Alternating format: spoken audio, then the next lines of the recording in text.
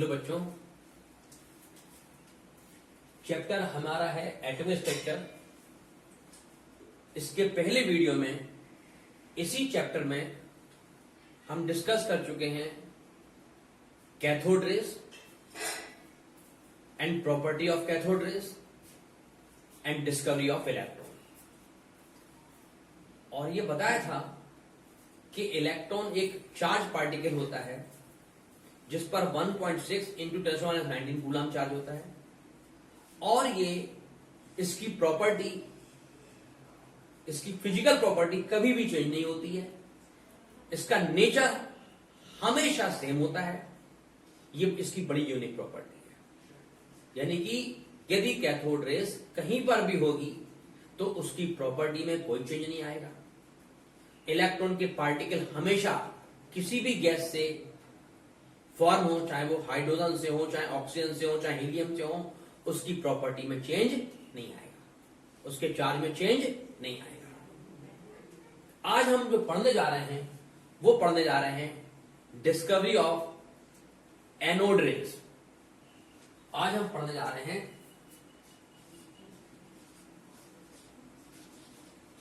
Discovery of anode रे। इसको हम कैनाल रे भी कहते हैं, कैनाल रेज भी कहते हैं। कैनाल रेज ये कहते हैं क्योंकि ये कैनन के अंदर से, बिल्कुल सुरंग के अंदर से निकलती हुई एक्सपेरिमेंट में मिलती है, इसलिए इसको कैनाल रेज कहते हैं। इससे पहले जब कैथोड रेज की डिस्कवरी की थी तो हमने ये दो इलेक्ट्रोड लगाए थे। एक इलेक्ट्रोड पर नेगेटिव चार्ज, एक पर हमने पॉजिटिव। इलेक्ट्रोड पोटेंशियल 10,000 वोल्ट का डेवलप किया था, हाई वोल्टेज। और ये एक विलियम क्रूक्स की ट्यूब में किया था। यहां पर 10⁻³ mm Hg प्रेशर था, यानी कि ये प्रेशर बहुत कम था, इसलिए यहां पर गैस के पार्टिकल बहुत कम थे। जब प्रेशर कम होगा तो पार्टिकल कम होंगे, क्योंकि प्रेशर गैस को निकाल के होता है। और फिर जब यहां पर ये नेगेटिव चार्ज दिया था तो ये इलेक्ट्रॉन यहां टकराए थे और ये इलेक्ट्रॉन इससे यहां निकले थे, और ये इलेक्ट्रॉन को हमने यहां पर ये अपने आप जाते हुए दिखे थे। इसके पीछे हमने एक जिंक सल्फाइड की स्क्रीन लगाई थी जिससे ये ग्लो कर रहे थे, जिससे ये इससे डिसाइड हुआ था कि these rays comes from cathode to anode. और हमने डिसाइड किया था कि cathode is the rays which has negative charge and goes towards positive. चूंकि कैथोड से निकलती हैं इसलिए उसका नाम हमने कैथोड रेज किया था। आज इसी एक्सपेरिमेंट को ठीक उल्टा करने जा रहे हैं। देखिए, यदि यहां पर गैस है, इसमें से ये एक पार्टिकल ऐसे इलेक्ट्रॉन निकला यहां से, तो अपने आप ये पॉजिटिव हो जाएगा, ये नेगेटिव। उस दिन उस एक्सपेरिमेंट में या इससे पहले वाले हमने वीडियो में ये इलेक्ट्रॉन जो रेज ये निकल रही है, इस रेज की स्टडी की थी, इन रेज की स्टडी की थी। ये इलेक्ट्रॉन से बन रही थी।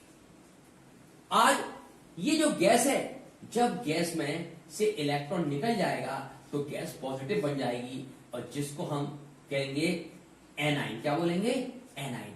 और गैस जो है एनाइन में कन्वर्ट हो जाएगी, और ये जो एनाइन है ये एनाइन प्लस की तरफ जाएंगे। तो ये कहां से पैदा हुए? By the formation of anion from gas. Gas के एनाइन बनने से ये रेज पैदा हुई, and A9 goes towards cathode and comes from anode. Anode से जो रेज आती, अब उल्टा हो गया। इलेक्ट्रॉन को भूल जाइए, और जो पॉजिटिव चार्ज है ये पार्टिकल इलेक्ट्रॉन को हटा दीजिए। जो गैस के आइंस बन रहे थे, जो यहां से जा रहे थे वो इलेक्ट्रॉन थे, जिनको हमने कैथोड बोला था। और जिससे ये पैदा होकर इधर आए, जो बचा वो पार्टिकल इधर आएगा उल्टा। किस तरफ आएगा? ये कैथोड की तरफ आएगा। कहां से? फ्रॉम एनोड से, और एनोड से कैथोड की तरफ। लेकिन वहां पर जो हमारा प्रेशर था वो 10⁻³ था। आज थोड़ा सा प्रेशर बढ़ा दिया, और आज हमने प्रेशर कर दिया 10⁻⁻1 mmHg। जब प्रेशर ज्यादा कर दिया तो गैस के पार्टिकल भी ज्यादा हो जाएंगे। जब गैस के पार्टिकल ज्यादा हो जाएंगे तो ये एनाइन की जो अमाउंट है वो बढ़ जाएगा। अभी इलेक्ट्रॉन ज्यादा निकल रहे थे पहले एक्सपेरिमेंट में, यहां जब प्रेशर हमने लो कर दिया तो amount of gas increases and positive ion which comes from anode, ठीक है, positive ion moves from anode to cathode and these rays known as anode rays. These rays which is formed by anion known as anode rays. But anode particle is not proton.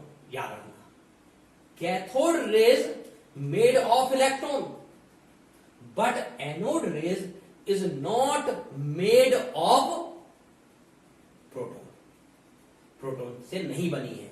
वो क्या है वो आपको अभी बाद में आपको समझ में आएगा एक्सपेरिमेंट। अब देखिए, इस एक्सपेरिमेंट को करने के लिए इलेक्ट्रॉन वाला एक्सपेरिमेंट जो विलियम क्रुक्स का था डिस्चार्ज ट्यूब, उसको थोड़ा सा चेंज किया गया। क्या चेंज किया गया? पहले हमने जिंक सल्फाइड की प्लेट लगाई थी जस्ट बिहाइंड द एनोड। यहां हमने जिंक सल्फाइड की प्लेट लगाई जस्ट बिहाइंड द कैथोड, और वहां पर हमने एनोड को टर्मिनल पे लगाया था। यहां पर हमने कैथोड को कैथोड के आगे टर्मिनल पर, बल्कि कैथोड के आगे एनोड के थोड़ा क्लोजर लगाया, पास में लगाया है, ठीक है, लेकिन सेकेंड एंड से थोड़ा सा शिफ्ट कर दिया है, मिडिल पोर्शन पे लगाया है। क्यों लगाया है वो देखिए।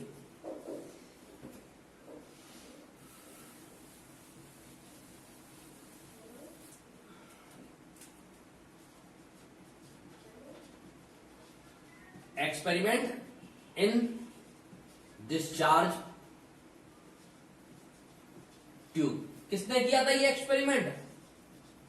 गोल्ड स्टीन, उन्होंने ही ये सब डिस्कवर किया था विलियम क्रुक्स के अंदर। देखिए, this is a discharge tube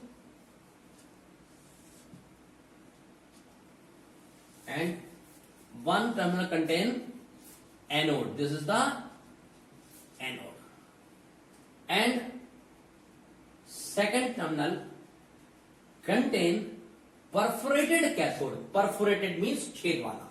जैसे मैं ऐसे समझाता हूं आपको समझ में अच्छा आएगा। ये ऐसे है ये पूरा, और इसके बीच में ये perforated means छेद है, ऐसे इसमें ये होल है, ये इस तरह होल है। यदि इसका क्रॉस सेक्शन दिखाएंगे तो ये शीट में इस तरह से इसमें ये होल है। अब ये इसमें पार्टिकल ऑक्सीजन है या कोई भी गैस है, पार्टिकल ऑफ गैस, ये है गैस पार्टिकल, गैस का प्रेशर 10⁻⁻1 mmHg। ये ज्यादा क्यों है? गैस है मोर अमाउंट में, मोर अमाउंट, ज्यादा अमाउंट है पहले से ज्यादा। पहले जो गैस थी उसके कम है, क्योंकि पहले प्रेशर था 10⁻³ mmHg। आज हमने यहां पर प्रेशर जो डाला है डिस्कवरी ऑफ एनोड रेज में, वो है 10। जब प्रेशर कम होगा तो गैस ज्यादा होगी। तो सॉरी, पहले प्रेशर ज्यादा था, आज तो पहले प्रेशर कम था, आज प्रेशर ज्यादा है। जब अब इसमें गैस का अमाउंट क्या हो जाएगा? ज्यादा हो जाएगा। जब गैस का अमाउंट ज्यादा होगा and we produce electrode potential, और हम क्या प्रोड्यूस करेंगे? इलेक्ट्रोड पोटेंशियल डिफरेंस करेंगे। तो क्या होगा कि नेगेटिव पॉजिटिव को अट्रैक्ट करेगा, तो क्या होगा? यहां से इलेक्ट्रॉन इस तरफ जाएंगे, जैसा हम पहले पढ़ चुके हैं। लेकिन ये जितने भी गैस पार्टिकल होंगे दे बिकम्स ऑक्सीजन। किसी भी एटम से जब इलेक्ट्रॉन निकल जाएंगे तो वो पार्टिकल बन जाएगा पॉजिटिव, जिसको हम कहेंगे एनाइन। क्या बोलेंगे? एनाइन। तो ये गैस हो जाएगी आयोनाइज। क्या हो जाएगी? Gas ionise and form anode, वो anion and goes towards cathode. और वो कहां जाएंगे? कैथोड की तरफ जाएंगे and passes through cathode from the pore of cathode, cathode के छेद में से बाहर निकल जाएंगे, मतलब गुफा में से, ये छेद में से ऐसे ये उस तरह से बाहर निकल जाएंगे। अब एंड प्रोड्यूस कलर, ये कलर गैसेस होती है।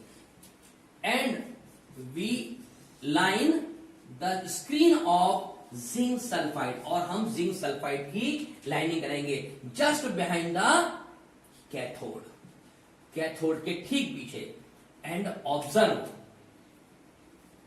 Raise goes from anode to zinc sulfate and passes through the pore of cathode, cathode के पोर से निकलेंगी और जिंक सल्फाइड की स्क्रीन को ग्लो करेंगी।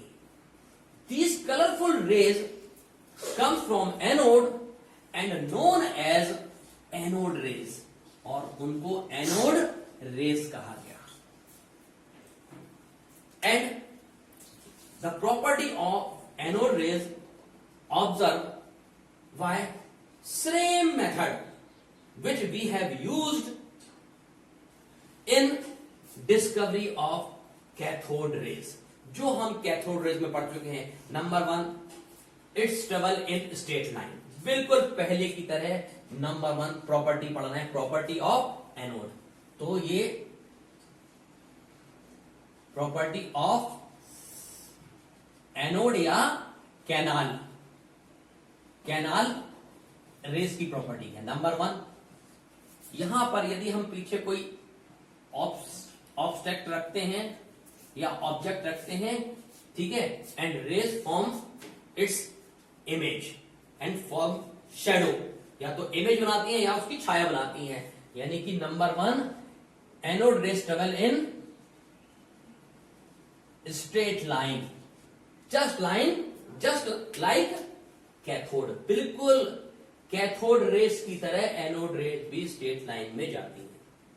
अब देखिए, यदि यहां पर हम एक फील्ड लगा दें, यदि हम यहां पर फील्ड लगा दें उसके दोनों तरफ बिल्कुल, तो कैथोड कहां जा रही थी? पॉजिटिव की तरफ जा रही थी, लेकिन एनोड कहां जाएगी? ये नेगेटिव की तरफ। इसका मतलब है ये anode rays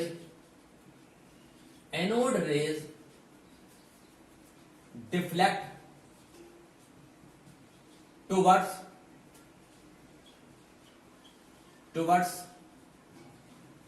cathode, anode rays cathode की तरफ डिफ्लेक्ट होती है, जिससे क्या होता है?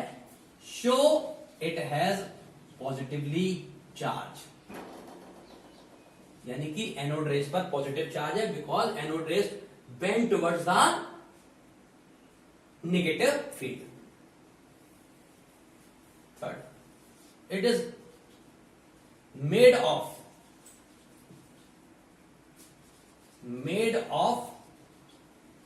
स्मॉल पार्टिकल, यानी कि छोटे छोटे पार्टिकल से बनी है। कैसे मालूम? And it has also kinetic energy. क्यों मालूम है? क्योंकि बीच में यदि हम पैडल लग देते हैं तो इट स्टार्ट मूव, यानी कि वो चलने लगता है। कौन? पैडल का चलना बताता है कि इसके अंदर पार्टिकल है एंड काइनेटिक एनर्जी है। बिल्कुल सिमिलरली वही प्रॉपर्टी थी जो हमारी कैथोड रेज में प्रॉपर्टी थी, but it is very important point two learn all of you. आप सबको बहुत जरूरी है इस पॉइंट को समझना। वहां पर चाहे हमने डिस्कवरी ऑफ कैथोड में ऑक्सीजन ली हो, चाहे नाइट्रोजन ली हो, सब कुछ भी ली हो, ऑक्सीजन से इलेक्ट्रॉन निकालेंगे तो ऑक्सीजन प्लस होके इलेक्ट्रॉन ही निकलेगा, नाइट्रोजन से इलेक्ट्रॉन निकलेंगे तो नाइट्रोजन प्लस होके इलेक्ट्रॉन ही निकलेगा, और इससे इसका हमेशा चार्ज और मास कांस्टेंट होगा। तो इसका मतलब है इसकी प्रॉपर्टी में जो E/m है वो सेम आता है, सेम किसका? कैथोड रेस का। But in case of anode के केस में, in the discovery of anode, the value of E/m यानी कि charge and mass ratio not same, उसकी प्रॉपर्टी सेम नहीं थी, not same. Its depend upon nature of gas. क्यों बेटा? यदि यहां पर ऑक्सीजन है तो ऑक्सीजन पर चार्ज और ऑक्सीजन पर मास अलग होगा। यदि इसके ऊपर यदि ये नाइट्रोजन है तो मास अलग होगा। इसका मतलब हर कैटाइन का मास, हर बार जो आइंस है हमारा, उसका मास हमेशा चेंज होगा।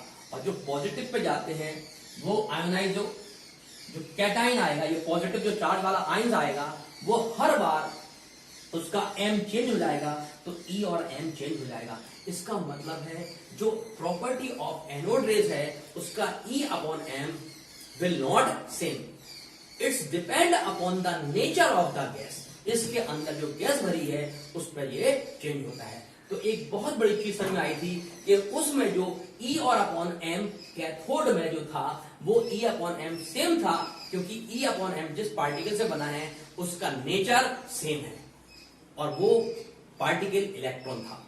लेकिन जो आज जिससे जो रेस बन रही है, जो एनोड रेस बन रही है, उसमें जो पॉजिटिव आयन जा रहे हैं, जो कैथोड की तरफ जा रहे हैं, जिसको हम कैटाइन भी बोलते हैं, ये जो पॉजिटिव आयन है, ये पॉजिटिव आयन हमारे नेगेटिव की तरफ जा रहे हैं। ठीक है, पॉजिटिव आयन ये नेगेटिव के जा रहे हैं, लेकिन ये पॉजिटिव आयन गैस से आयोनाइज होके बने हैं, आयन से बने हैं, और हर बार जो भी पॉजिटिव आयन है उसका मास अलग होगा। जब मास अलग होगा तो ई अपॉन एम की वैल्यू अलग होगी। बहुत इंपॉर्टेंट बात है। तो यानी कि एनोड रेस की property depend upon the nature of the gas which is present in the discharge tube, but the property of cathode rays will be same either it is produced by cathode is produced by oxygen, nitrogen, helium, neon, argon, krypton, xenon, etc. किसी से भी बनाई जाए, but property of E upon M will be same. Absolutely.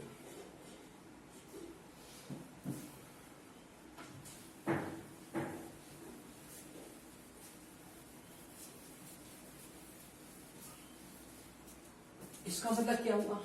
E upon M for anode rays, ठीक है, will be differ. Its depend mass of gas, mass of gas, oxygen, nitrogen, helium, hydrogen etcetera, सब में different है। But the value of E upon M will be higher in case of hydrogen. Hydrogen के case में E upon M की value higher आएगी। अब इसमें बड़ी इंपॉर्टेंट बात सुनिए, हाइड्रोजन के अंदर क्या होता है? 1 इलेक्ट्रॉन और 1 प्रोटॉन, और हाइड्रोजन के अंदर न्यूट्रॉन नहीं होता। अब सुनिए, इसका मतलब है H प्लस के अंदर क्या होगा? Electron 0, proton 1, neutron 0। इसका मतलब है कि H positive ion contain only one particle, उसके अंदर केवल एक ही पार्टिकल होता है। वो अभी नहीं मालूम क्या है, वो नहीं मालूम, मैं आपको समझाने के बता रहा हूं। अब यदि इसके अंदर गैस भर दी hydrogen, if we fill hydrogen gas, इसका मतलब Goldstein fill the hydrogen gas in discharge tube. And calculate the value of E upon M, E upon M which is maximum, जो कि क्या थी, मैक्सिमम थी, और this is the maximum value only in case of hydrogen. So this value E upon M for a particle which is not electron, जो कि electron नहीं है, जो भी ये पार्टिकल है वो पॉजिटिव चार्ज है, उस पर E अपॉन M हाइड्रोजन के केस में फिक्स है, और E और उसका जो चार्ज है वो आया 1.6 इंटू 10⁻19, ये आया है इतना कूलम, और उसका जो मास था वो आया 1.626 इंटू 10⁻27 kg. ये जो पार्टिकल था उसका नाम रखा गया फिर प्रोटॉन. ये किससे आया, ये आया एनोड रेस से. इसका मतलब है डिस्कवरी ऑफ इलेक्ट्रॉन किससे हुई, कैथोड रेस से. यानी तो बेटा इस तरह से हमारा जो है सबसे पहले वीडियो में डिस्कवरी ऑफ कैथोड रेज हो गई है, एंड डिस्कवरी ऑफ इलेक्ट्रॉन हो गई है. सेकंड में हमने पढ़ा डिस्कवरी ऑफ एनोड, इसी को कहते हैं कैनाल रेज. ठीक है, ये हो गई है. एंड डिस्कवरी ऑफ प्रोटॉन हो गई है. लेकिन अभी डिस्कवरी ऑफ न्यूट्रॉन के बारे में कोई इंफॉर्मेशन नहीं है. इसके बाद रदरफोर्ड, जे थॉमसन थे, ये किसने डिस्कवरी की, बाय जे थॉमसन. ये किसने डिस्कवरी की, गोल्डस्टीन.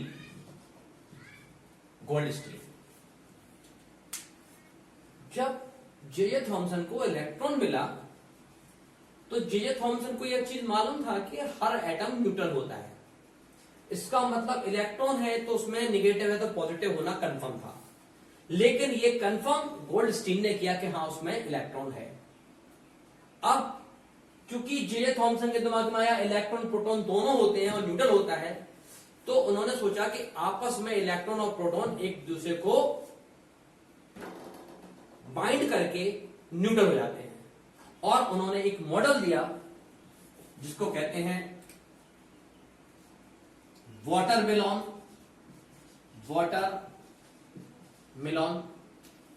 या plum pudding model of atom का ये मॉडल दिया. इस मॉडल को समझिए. इस मॉडल को देने के बाद काफी चीजें क्लियर हुई, लेकिन ये मॉडल बाद में फेल हो गया और इसको फिर फर्दर इंप्रूव किया रदरफोर्ड ने. रदरफोर्ड का एक्सपेरिमेंट आते ही ये वाला जो जे थॉमसन का मॉडल था, ये मॉडल था J Thomson watermelon and plum pudding model of atom. किसका था ये, जे थॉमसन. उन्होंने बताया कि जो पॉजिटिव है वो वाटरमेलन, जैसे आप वाटरमेलन को बीच से काट दीजिए हाफ, उसका जो पूरा रेड पोर्शन है, पूरा रेड पोर्शन ये था पॉजिटिव, और उसके रेड के बीच में यानी कि पॉजिटिव क्या था, whole mass. Was positive charge. And उसके बीच में जो सीट्स थे ये इस तरह,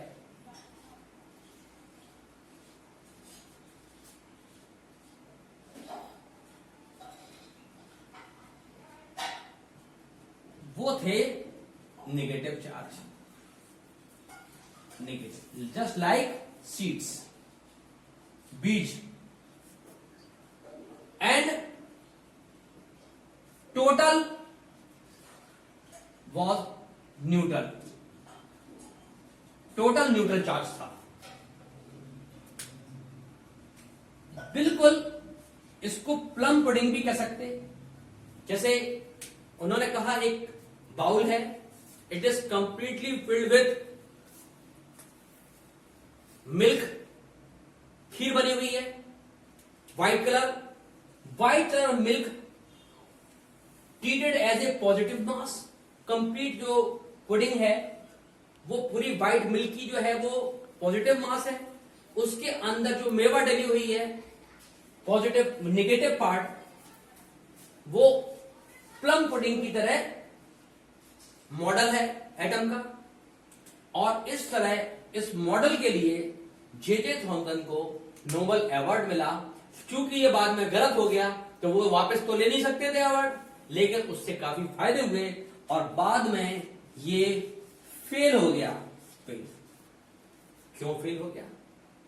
इसके बाद एक मॉडल आया जिसका नाम है, जो मॉडल दिया गया वो है model Rutherford alpha scattering model, alpha particle scattering model दिया गया। और रदरफोर्ड ने बताया जब किसी एटम के अंदर अल्फा पार्टिकल बहुत भारी होते हैं, alpha particle fall, most of alpha particle travel in straight line without any deflection. यानी कि पूरे के पूरे एटम के मॉडल के अंदर से अल्फा पार्टिकल निकल गए। इसका मतलब यह हुआ यदि यहां पर सब चीज पूरा के पूरा कंप्लीटली सॉलिड है तो अल्फा पार्टिकल कम बैक। इसका मतलब हुआ कि अल्फा पार्टिकल को वापस आना चाहिए था according to J Thomson model. यदि कोई चीज सॉलिड है और उसके अंदर यदि हम कुछ चीज डालते हैं तो या तो वो पार्टिकल रुक जाएगा या वहां पर जो पार्टिकल है वो बाहर चला जाएगा। इसके बाद when alpha particle fall on the model of atom, most of alpha particle moves and passes through the atom without deflection, which show the structure of atom is not solid. Large of part is empty and the model of J. Thomson were fail. इसलिए वो fail था। तो J. Thompson का जो model है ये explain नहीं कर सका कि एटम जो है इनके हिसाब से जो सॉलिड है, पॉजिटिव पूरा है और बीच में उसमें नेगेटिव पार्टिकल है। और अल्फा पार्टिकल से ये फेल हो गया, अल्फा पार्टिकल स्कैटरिंग से ये जो मॉडल है वो फेल हो गया। और जो नया मॉडल आया वो है Rutherford alpha particle scattering model, जिससे structure of atom and discovery of nucleus वो हुई। और उसके बाद में चैडविक ने discovery of third fundamental particle neutron. तो वो हम नेक्स्ट वीडियो बताएंगे। ओके बच्चों, आप रिवाइज करिए, चैप्टर बड़ा इंटरेस्टिंग है और सिंपल है, पढ़ने में मजा आएगा।